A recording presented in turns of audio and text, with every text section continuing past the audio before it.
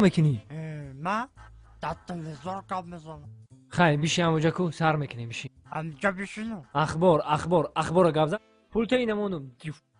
السلام علیکم تماشاگران عزتمند. اینک برنامه تلویزیونی اخبار است رئیس فیلم توسط به شما میستر کلی.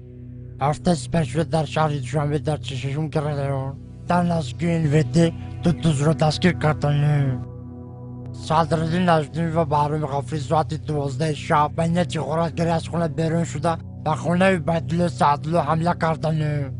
عبیدالله سعدالله در حالت مست خواب بوده. از کاسه عبیدالله سعدالله 180 درم، از درون شوفانیر عبیدالله سعدالله چیزهای قیمت بها، توفیل میکا، دو پر کالو، دو پاچکا چای، دو پر نسکی و دو ترکانی خانه را زیر کرده گریختند.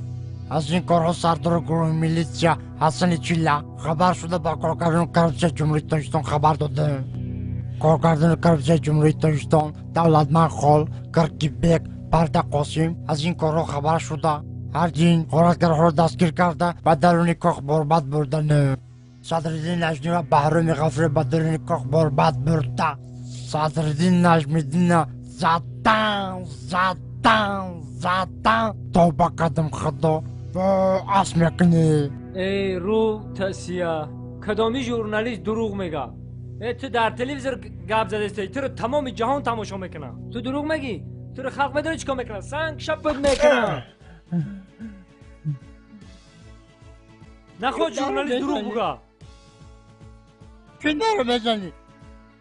تو فالبینی دروغ گفته استی.